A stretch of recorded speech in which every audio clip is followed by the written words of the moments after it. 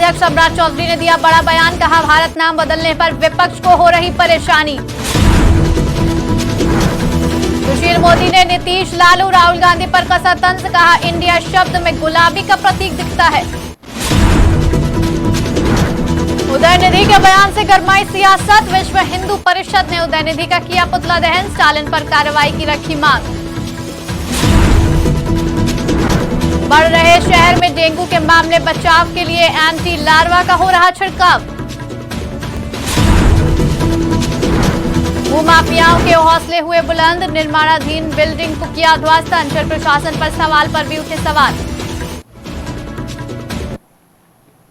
खबर नमस्कार, मैं हूं आपके साथ नबीला उरूज और आप देख रहे हैं आज की खबर। रुक करते हैं बिहार झारखंड की तमाम बड़ी खबरों की तरफ। खबर पटना से है, जहां बिहार सरकार के मंत्री श्रवण कुमार ने प्रेस वार्ता के दौरान बीजेपी सरकार पर जमकर हमला बोला है। उन्होंने कहा, कोई नागरिक भारत को इंडिया कहे या इंडिया को भारत, इससे कोई फर्क नहीं पड़ता है। बीजेपी पास इंडिया गठबंधन के चक्कर में संविधान के साथ से छेड़छाड़ कर रहे हैं और उन्होंने क्या कहा, आप भी सुनिए।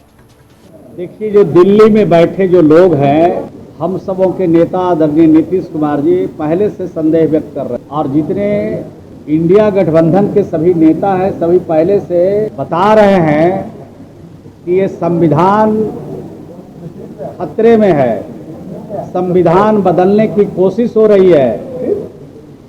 अब बताइए, इंडिया की जगह भारत हो, भारत की जगह इंडिया, इससे इनको क्या वास्ता है? देश में भारत और इंडिया को लेकर चल रहे विरोधाभास की स्थिति के बीच आरजेडी के बिहार प्रदेश अध्यक्ष जगदानंद सिंह ने एक बार फिर विवादित बयान दिया है। आरजेडी के प्रदेश कार्यालय में मिलन समारोह कार्यक्रम के दौरान जगदानंद सिंह ने कहा कि टीका लगाकर घूमने वालों ने भारत को गुलाम बनाया। जगदानंद सिंह ने अपने भाषण में आरएसएस और भाजपा पर जमकर निशाना साधा। उन्होंने ये भी कहा कि हिंदू मुसलमान में भारत को बांटने से काम नहीं चलेगा। सरकारों में चाहे आस्था उनकी जो धर्म एक आस्था की चीज है, उसी को व्यवस्था बनाने चलोगे और वक्ती गांव की व्यवस्था हो जाएगी तो करोड़ों करोड़ों लोगों का ये भारत के पीछे चला जाएगा। पूछो लोगों से कि भारत गुलाम किसके समय में हुआ, किनके समय में भारत गुलाम हुआ? क्या गरीबों का उस समय कोई पूछने, गरीबों को पूछने वाला था? क्या उस समय कोई गोली ठाकुर थे? जमशेदपुर के गोलमुरी श्री सार्वजनिक दुर्गा पूजा समिति ट्वेला डूंगरी द्वारा दुर्गा पूजा का भूमि पूजन किया गया। वहीं इस बार पंडाल श्रद्धालुओं के लिए आकर्षण का केंद्र भी रहेगा। भूमि पूजन में शहर के गणमान्य मुख्य रूप से मौजूद थे। आपको बता दें कि जानकारी देते हुए कमेटी के राजू गिरी ने बताया कि श्री कृष्ण जन्माष्टमी के दिन श्री श्री सार्वजनिक दुर्गा पूजा कमेटी ट्वेला डूंगरी का भूमि पूजन किया जा रहा है। उन्होंने ये भी बताया कि सारे बस्तीवासी, क्षेत्रवासी पूरे भाईचारे के साथ इस त्योहार को धूमधाम के साथ मनाते हैं और इस बार दुर्गा पूजा में मुख्य रूप से आकर्षण का केंद्र पश्चिम बंगाल के कोंटाई के द्वारा निर्मित पंडाल रहेगा। आज हमारे दुर्गा पूजा सार्वजनिक दुर्गा पूजा कमेटी के द्वारा हमारे भूमि पूजन आज हुआ। आज के दिन भगवान कृष्ण का कल जन्म हुआ। आज हमारी यहाँ भूमि पूजा। शहर में बढ़ रहे डेंगू को खत्म करने के लिए नगर परिषद ने अभियान शुरू किया है। स्वास्थ्य मंत्री बन्ना गुप्ता के निर्देशानुसार लार्वा को नष्ट करने के लिए टेमीफास का छिड़काव किया जा रहा है ताकि पूरा क्षेत्र डेंगू जैसे गंभीर बीमारी से सुरक्षित रह सके। प्रतिनिधियों द्वारा क्षेत्र के कोने कोने में एंटी लार्वा का छिड़काव किया जाएगा। जानकारी देते हुए पश्चिम विधानसभा क्षेत्र के विधायक प्रतिनिधि ईश्वर सिंह ने बताया कि क्षेत्र के विधायक अपनी जनता के लिए पूरी तरह से तत्पर है। इसे लेकर पूरे क्षेत्र में एंटी लार्वा दवा का छिड़काव किया जा रहा है।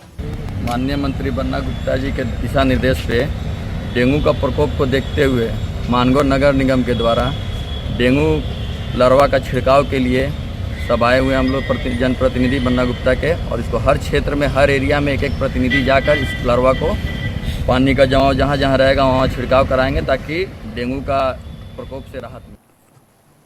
जमशेदपुर के सिद्धगोड़ा सूर्य मंदिर समिति की ओर से श्री कृष्ण जन्माष्टमी महोत्सव की तैयारियां शुरू हो गई हैं।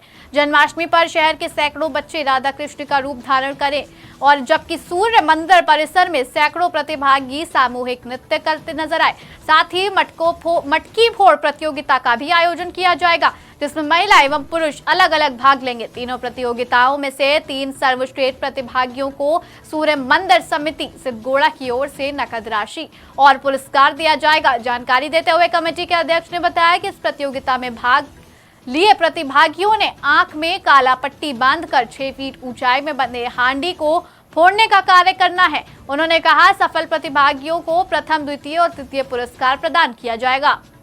3 दिनों से सूर्य मंदिर प्रांगण में कृष्ण जन्माष्टमी का कार्यक्रम ऑर्गेनाइज कर रहे हैं। पहले दिन बाल सजाव प्रतियोगिता था, दूसरे दिन सामूहिक नृत्य कार्यक्रम था।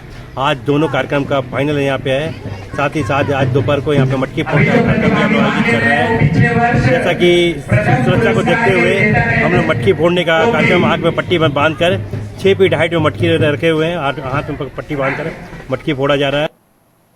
तमिलनाडु के मुख्यमंत्री एम.के. स्टालिन के बेटे उदयनिधि स्टालिन के द्वारा सनातन धर्म पर आपत्तिजनक धमकी का मामला तूल पकड़ता जा रहा है। वहीं इसके विरोध में विश्व हिंदू परिषद ने उदयनिधि स्टालिन का पुतला दहन किया। साथ ही कहा कि यह अपमान करोड़ों सनातनियों का अपमान है। आक्रोशित विश्व हिंदू परिषद जमशेदपुर महानगर द्वारा साक्षी गोल चक्कर पर उदयनिधि स्टालिन का पुतला दहन कर उदयनिधि पर कड़ी से कड़ी कार्रवाई की मांग की है। ये तमिलनाडु का मुख्यमंत्री का बेटा चोर का पुतला है और वो हमारे सनातन धर्म को गाली दे रहा था। वो हमारे सनातन धर्म को डेंगू मलेरिया सामान बोल रहा था खत्म करेंगे। उसके बाप का नहीं है सनातन धर्म। तुम साले तुम्हारा 4 फुट पहले सनातन धर्म तुम्हारा फैमिली था। आंदोलन वो अरेस्ट होगा, नहीं होगा तो हम लोग पूरा मैंने भारत में पूरा देशव्यापी आंदोलन होगा और तगड़ा आंदोलन होगा। तमिलनाडु के सीएम के बेटे उदयनिधि स्टालिन का पुतला जलाया जा रहा है, जो कि विवादित बयान जिससे जग जाहिर है कि उन्होंने एक विवादित बयान दिया है सनातनियों के ऊपर में, और जो कि हमारे हिंदू धर्म के अनुसार सनातन के ही हम लोग अनुयायी है और सभी कोई सनातन धर्मी है। और इतने प्रहार के बाद भी अगर हम चुप बैठते हैं तो हमारे यहाँ पर धर्मनिरपेक्ष राज्य का जो हमारे पर टैग लगा दिया है आज वो सच साबित हो जा रहा है। इंडिया और भारत को लेकर चल रहे विवाद के बीच बिहार के पूर्व उप मुख्यमंत्री और बीजेपी से राज्यसभा सदस्य सुशील कुमार मोदी ने नीतीश, लालू और राहुल गांधी का नाम लेते हुए तंज कसा। उन्होंने कहा कि 75 साल तक इंडिया नाम से उच्चारण किया गया और अगर अब भारत नाम से उच्चारण किया जा रहा है तो फिर इसमें आपत्ति क्या है। और अगर लालू प्रसाद यादव, नीतीश कुमार और राहुल गांधी में हिम्मत है तो इंडिया माता की जय करके दिखाएं। अगर 75 साल तक भारत शब्द का प्रयोग नहीं हुआ, इंडिया का प्रयोग हुआ, तब अगर भारत सरकार भारत का प्रयोग कर इसमें क्या आपत्ति है। हम भारत माता की जय बोलते हैं। अगर हिम्मत है तो नीतीश कुमार, लालू यादव, राहुल गांधी इंडिया माता की जय बोलकर दिखाएं। तो इंडिया माता की जय तो नहीं बोलेंगे, भारत माता की जय बोलेंगे। और जनगण मन के अंदर भी भारत भाग्य विधाता आया है, इंडिया भाग्य विधाता नहीं आया है। तो अगर नरेंद्र मोदी जी ने अपने निमंत्रण पत्र में सरकार के G20 के निमंत्रण में अगर भारत शब्द का प्रयोग किया है तो अनावश्यक लोग उस पर आपत्ति कर रहे हैं। खबर पटना से है, जहां बीजेपी प्रदेश अध्यक्ष सम्राट चौधरी ने बड़ा बयान दिया है। उनका कहना है कि इंडिया का नाम भारत बदलने से विपक्ष को काफी परेशानी हो रही है और भारत पहले से ही लोग बोलते रहते हैं। चाणक्य ने भी अखंड भारत का सपना देखा था और महात्मा गांधी ने भी भारत छोड़ो का नारा दिया था। सम्राट चौधरी ने तंज कसते हुए कहा कि लल्लन सिंह और नीतीश कुमार ने अपना नाम बदल लिया है। दोनों ने कई बार खुद अपना नाम बदला है। देखिए, एक चीज स्पष्ट जान लीजिए, ये भारत है और भारत में हम रहते हैं। पंडित चाणक्य ने सपना देखा था इस देश का, उसका नाम भी भारत था। और महात्मा गांधी जी ने जो भारत छोड़ो आंदोलन शुरुआत किया था उसका भी नाम भारत था। और स्वयं लालू प्रसाद जी ने कई बार कहा है कि हम भारत के रहने वाले हैं।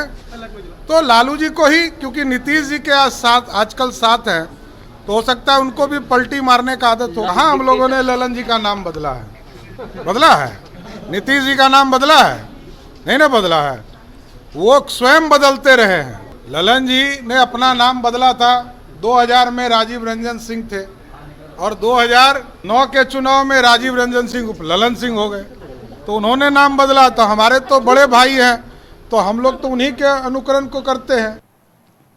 सरायकेला में भूमाफियाओं के हौसले बुलंद होते नजर आ रहे हैं, जहां सालों से फर्जी एग्रीमेंट के आधार पर जमीन का खेल चल रहा है और बीते मंगलवार को इसी खाता के एक टुकड़े पर हो रहे निर्माणाधीन कार्य के खिलाफ कार्रवाई करते हुए प्रशासन ने उसे ध्वस्त कर दिया, जिसके बाद से ही अंचल प्रशासन पर सवाल उठने लगे हैं। 150 हमारा बाल बचा रहा था, हमारा ट्रैक्टर गैरेज था, हम लोग अपना जीवन व्यापन कर रहे थे, मजदूरी करते हैं। अब हमारा घर नीचे गड्ढा में हो गया था, हम उसको मिट्टी भर के फिलिंग करके ऊपर बना रहे हैं। पुराना घर मेरा करकट का है, कच्चा मकान है वो भी तोड़ा गया और नया मकान भी तोड़ा गया। जमीन महतो का जमीन है, हेमचंद महतो का जमीन है, हेमचंद महतो का कागज है, सब पेपर भी हमारे पास है, उनका आधार कार्ड वगैरह सब है, हमारे नाम पे एग्रीमेंट है, एग्रीमेंट में हम लेके बनाए हैं घर। यहाँ पे तो बहुत। खबर जमशेदपुर से है, जहां विधायक सरयू राय ने एक बार फिर से भाजपा के राष्ट्रीय उपाध्यक्ष और राज्य के पूर्व मुख्यमंत्री रघुवर दास के खिलाफ हमला बोला है।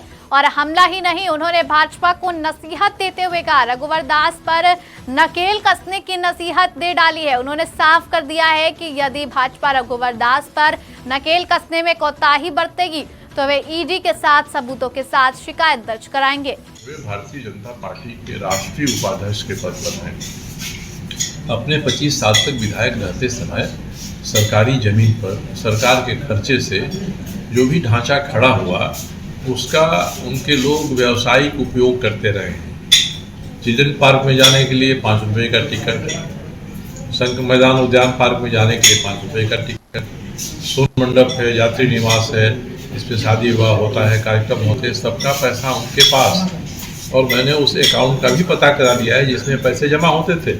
बैंक ऑफ बड़ौदा के बुनियादी शाखा में वो अकाउंट है और बाद में दबाव डालने पर 13 लाख रुपया लिखित रूप से लौटाया उन्होंने कि हाँ हमारे अकाउंट में इतना बचा होगा, आपको लौटा रहे हैं। ये जो चीज़ें हो रही हैं ये भारतीय जनता पार्टी के सबसे बड़े ओहदेदार संगठन के इस राज्य में हैं और राष्ट्र भर में अध्यक्ष के बाद जो उपाध्यक्ष होते हैं उस स्थान पर है। इसलिए मेरे क्षेत्र में जो उपद्रव वो कर रहे हैं, हमारे काम में जो बाधा डाल रहे हैं, वो एक ऐसे व्यक्ति के देख। सरायकेला खरसावां जिला के कपाली ओपी थाना क्षेत्र की घटना बताई जा रही है, जहां 26 वर्षीय युवक नदी में डूब गया। बताया जा रहा है कि युवक अपने दोस्त के साथ नहाने गया था। नहाने के वक्त ही युवक सुवर्ण रेखा नदी में डूब गया। मौके पर पुलिस बल और स्थानीय गोताखोरों की मदद से खोजबीन की जा रही थी। फिलहाल युवक का पता अभी तक नहीं चल पाया है, लेकिन गोताखोर अभी भी खोजने में लगे हुए हैं।